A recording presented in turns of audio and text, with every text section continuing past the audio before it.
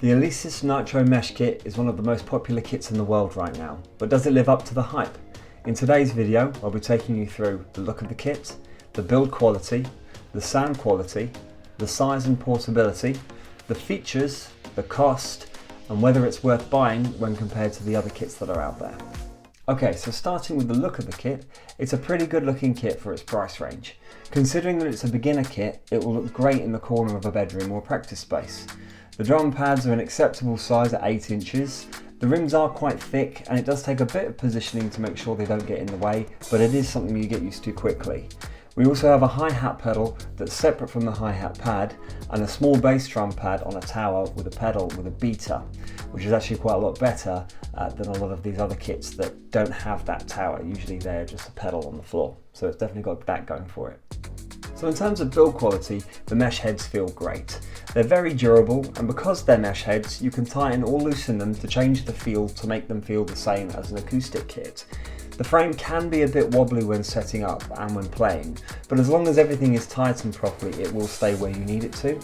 The cymbal pads, because they are rubber, they do feel a little bit bouncy to play, but that is what you would expect from a kit around this sort of price range, and they do the job well enough. The hi-hat pedal response is pretty basic but fine. It handles opening and closing quite well. One thing that I have noticed from my experience teaching young children is that sometimes they will struggle to put enough pressure on that hi-hat pedal in order to keep it down enough so that the open hi-hat pedal sound doesn't play when they're hitting the hi-hats. But a way that I've got around it is by getting the student to move their foot a little bit further up the pedal onto sort of the furthest, highest point that they can on that pedal, and then that usually resolves the issue. And then as they get bigger and their legs get heavier, that solves the problem as well. I have noticed that some of the connectors will slip under heavy playing, so if you are a hard hitter, you might find yourself having to tighten things up a bit more often, especially the snare drum. I have found that the snare drum does have a tendency to drop or slip out, but that makes sense because that's the thing that you're going to be hitting probably one of the most. It's the drum that you'll be hitting the most anyway. At Rhythm Room, we actually have about 20 of these kits, either set up at schools ready for lessons or out as hire kits. And since 2017, when we started, we've only ever had 3 various parts of these kits come back with damage, and it's always been user error, and it hasn't been something that's been too expensive to replace either. So they are, if you look after them, they will last. They're a very good hard wearing kit, and even if the worst does happen, it's not going to cost you a lot of money to replace something like a mesh head or a bass drum pedal. Next, let's have a listen to the sound quality. So this was all recorded straight into Logic with no compression, no effects on it at all, and it was also the first sound setting on the electric drum kit Brain.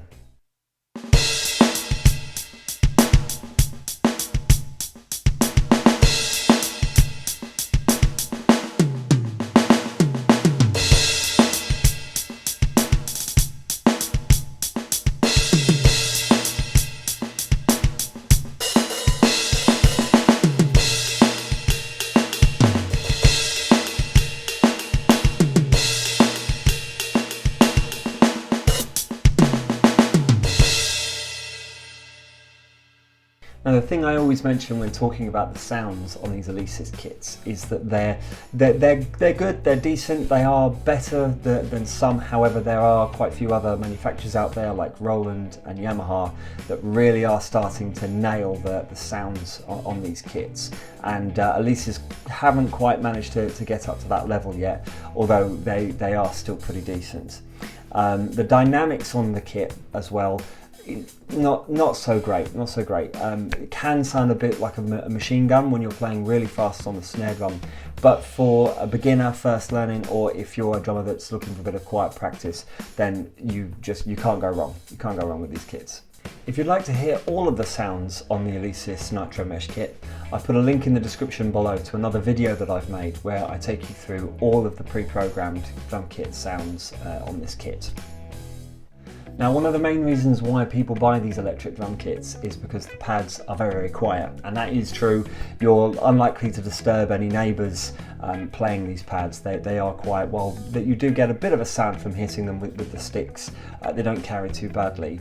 The thing to bear in mind though is if you're in a flat or an apartment, that when you're playing that bass drum pedal, that sound does carry through the floor quite a lot, so you might have to work out some sort of way. I know that some drummers I know have put down rubber mats that their kits sit on in order to help absorb some of that noise, some of that vibration, or you might just have to get really friendly with your neighbour below you.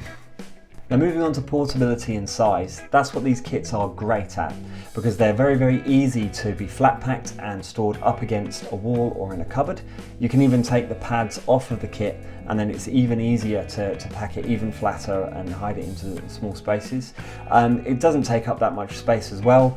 It can be easily set up in a bedroom or a practice space, something like that. So I've been asked a lot of questions about the dimensions of the kit. So the Nitro kit is about 80 centimeters wide and 58 centimeters deep. It's not very heavy either, so it's easy for most adults to carry it from room to room. Probably still a bit too bulky for a child, but yeah, as I said, most adults won't have a problem moving this kit. The kit has some really useful features.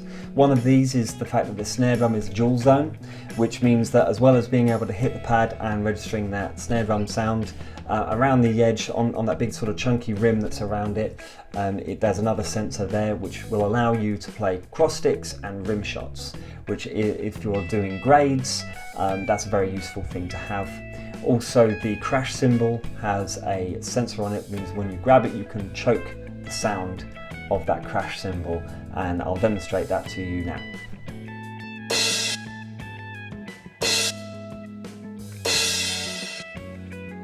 The kit has a coaching mode that tells you how well you're playing in time to the metronome or some pre-recorded drum beats. It's also got 60 play-along tracks, and all of the sounds on the kit are editable, so you can create your own kits. You can also plug in a MIDI connector into it to use something like Superior Drummer in Logic for better sounds. And what's quite standard for a lot of these kits is it has an aux in that allows the user to plug in a device to play along with songs or backing tracks, something like that. So another question I get asked a lot is, can you put double bass drum pedals on this kit? And the answer to that is yes, although I wouldn't really recommend it with this kit. The sensor for the bass drum pad is right in the middle, and because it's quite a small pad, when you're setting up your double bass drum pedals, the two beaters are probably going to be off of center, which means they're going to be a lot quieter than if you were playing a single bass drum pedal. And also some bass drum pedals are a bit wider than others, and so they might not be hitting that pad at all. And also from my own experience, I have fit a double pedal onto the bass drum tower before, and it's just made it really wobbly when I've been trying to play the bass drum pedals. That tower's been rocking from side to side.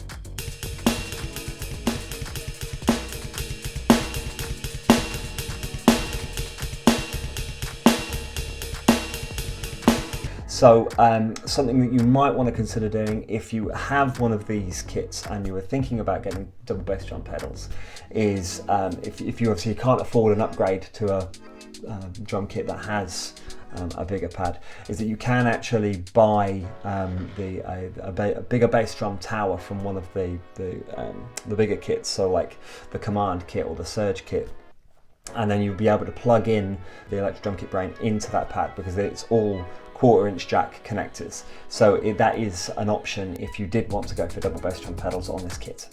So the cost of these kits is the thing that influences people the most. So with the Nitro Mesh kits, it's between £370 and £420. So £370 will get you just the kit.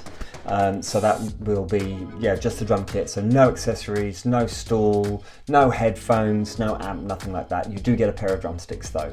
And then for the £420, you'll probably be able to get a pack that will come with a simple stool and a set of headphones, which you'll then be able to jump straight into the kit and start playing. The other options you've got on either side is the surge mesh. Now that is a little bit more, quite a fair bit more actually.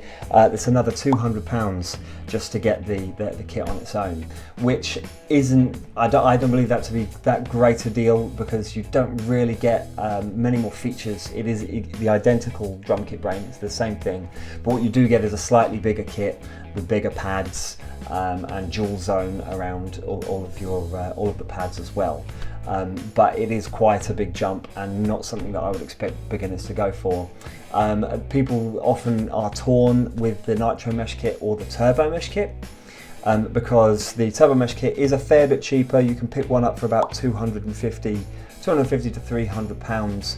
I wouldn't recommend that in compared with the Nitro Mesh kit. I have a video that does delve a little bit more into detail about this, but the Turbo Mesh kit, rather than having a bass drum pedal, it's just a pedal on the floor rather than having one with a beater, which is quite important and something that you might want to, that you would want to upgrade pretty quickly, because you're not going to be able to play the faster passages like that.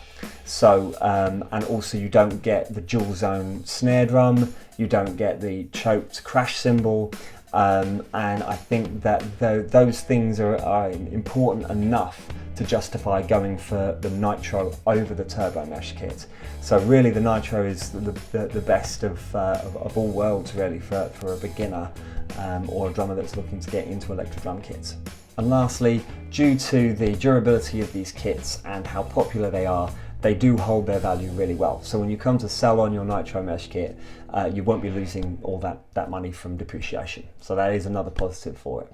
So in summary, this kit is targeted towards beginners or drummers looking to get into the world of electric drums. There are better sounds out there from competitors like Roland, but really value for money wise, you're not going to get much better than this. I think there are better kits that have more features, that maybe sound better, that perhaps are more solid, but also there are plenty of other kits that don't sound as good, that don't hold up as well, and are much smaller and much cheaper. So really the Alesis Nitro Mesh kit is bang on where it needs to be, and is a solid first kit for anybody wanting to get into that world. Thanks for watching. I hope you enjoyed this video. Please leave a comment. I'd love to know what you think, and also don't forget to hit the subscribe button. Thanks very much. I'll see you next time.